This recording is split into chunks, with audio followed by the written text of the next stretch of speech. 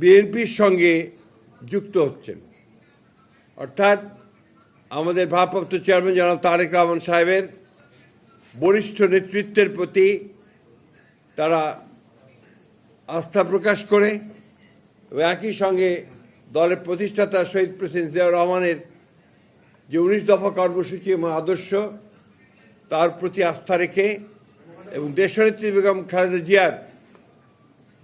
আপসহীন নেতৃত্বের প্রতি শ্রদ্ধা দেখিয়ে তারা আজকে এই মুহূর্তে কিছুক্ষণের মধ্যেই আমাদের বাংলাদেশ জাতীয়তাবাদী দলে আনুষ্ঠানিকভাবে যোগ দেবেন। আমরা আশা করছি যে তাদের এই বিএনপিতে যোগ দেওয়া বিএনপিকে আরও শক্তিশালী করবে এবং একই সঙ্গে আমাদের যে গণতন্ত্রের জন্য সংগ্রাম তাকে আরও বেগবান করবে। আমরা আশা করব যে আগামী যে নির্বাচন সেই নির্বাচনেও তার এই যোগদান ইতিবাচক ভূমিকা রাখবে।